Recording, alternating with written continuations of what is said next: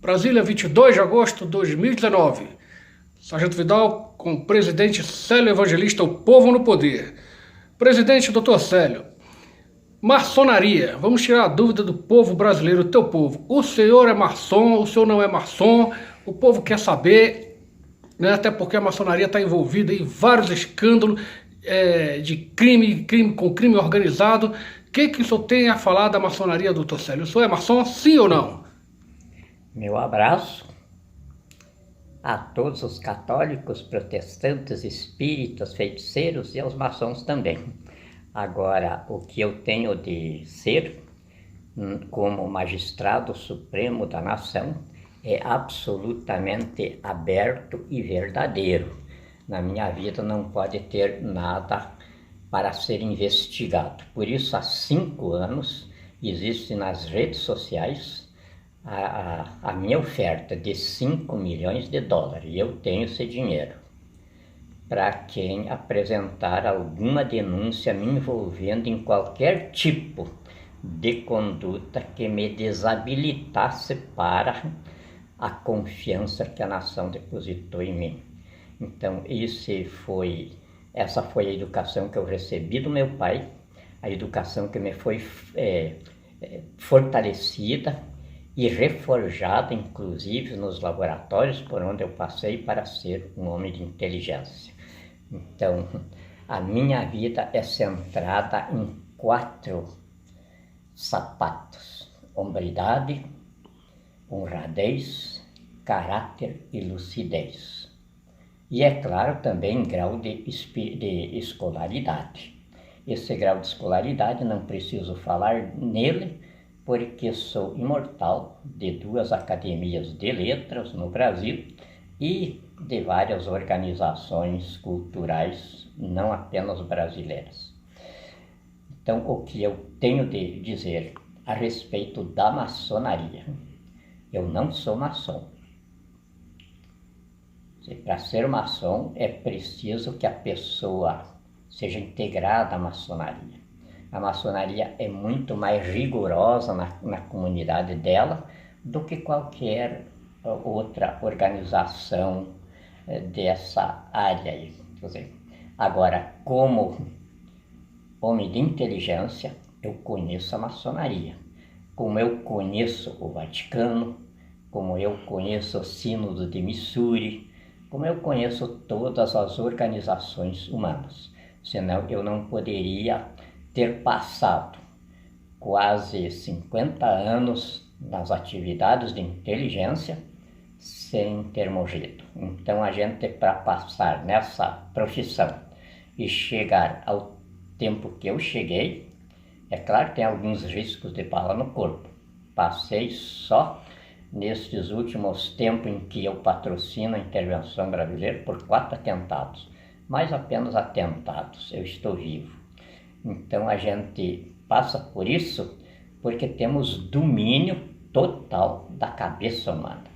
Se não tiver esse domínio, não se pode entrar dentro desse mundo que eu atuei desde a época de desmontagem de cortina de ferro, de Guerra Fria, de União Soviética e tal. Já tinha morrido há muito tempo. Nem teria se metido também, porque ninguém teria empregado alguém que não tivesse grau para se sustentar vivo nessa guerra. Então, eu não tenho o que, por exemplo, comentar sobre os conhecimentos.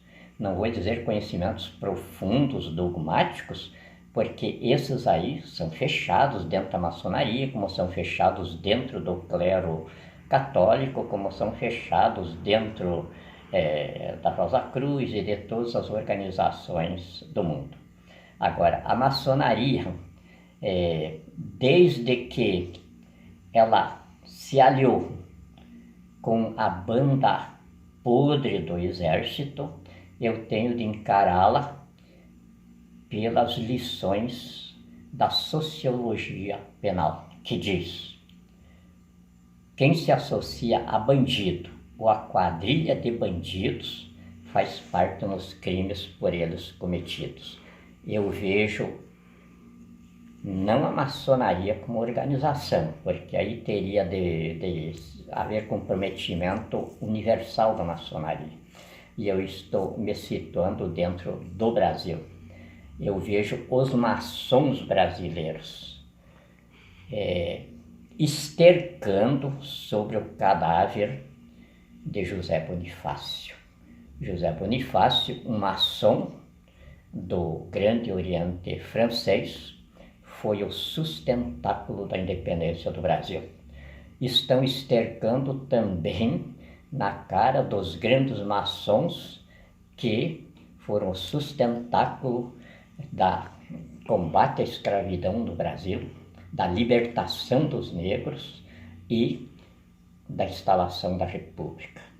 Tenho grande respeito e veneração por esses maçons, como eu tenho grande respeito e veneração por papas como foi João Paulo II e vários outros aí, Pio XII. Eu tenho um respeito muito grande por aquele homem, que ele existiu na época mais aguda da civilização humana na Terra, e ele foi uma das peças fundamentais para que não houvesse uma hecatombe de civilização naquele tempo. Então esse Papa me merece um respeito muito grande, mas não tanto como o respeito que me merece José Bonifácio, o patriarca da nossa independência. Foi ele que, sustentado no Grande Oriente francês, teve condições de fazer, de comandar a independência do Brasil com aquele menino, Dom Pedro I, que o pai dele deixou ele aqui no Brasil para não passar mais vergonha com ele lá na Europa. Então levou o outro filho que tinha nascido rei e não era o herdeiro do trono.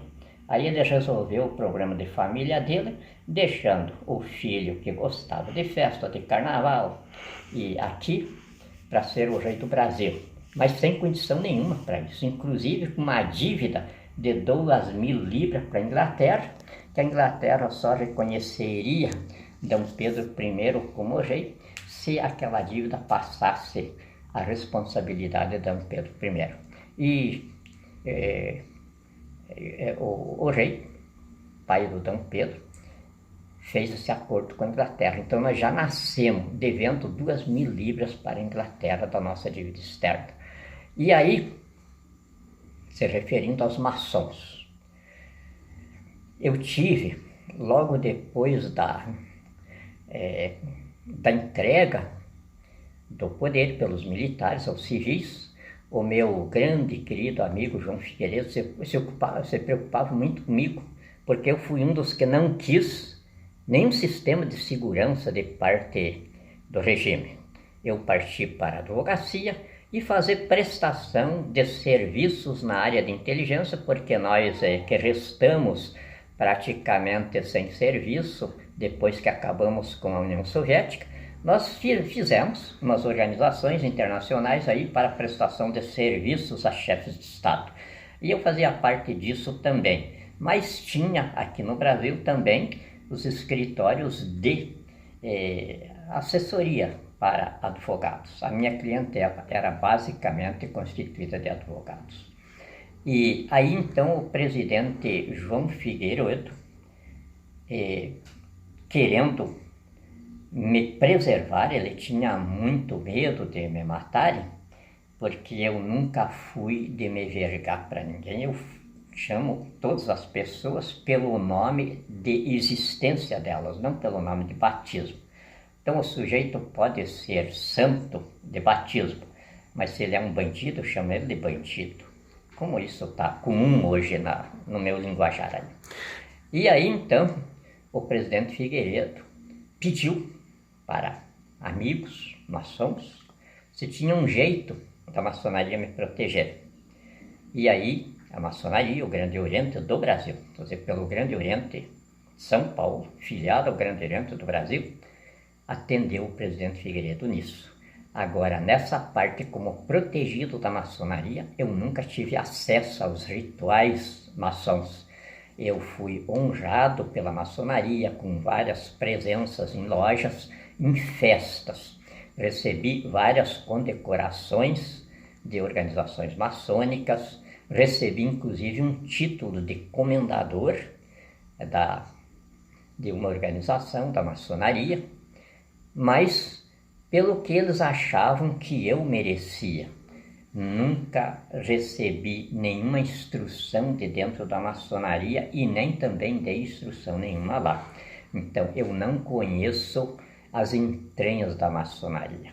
Eu conheço por fora como um homem de inteligência tem de conhecer, só isso. Perfeitamente, doutor. Veja bem, para deixar em miúdos, bem graúdos mesmo, para o povo entender legal, eu me identificava como crente na minha religião. Hoje não me identifico como tal. Eu digo que eu sou um cristão, de tanta vergonha que eu tenho desse movimento dos crentes aí hoje. Então eu sou um cristão e frequentei o cristianismo, a igreja dos crentes.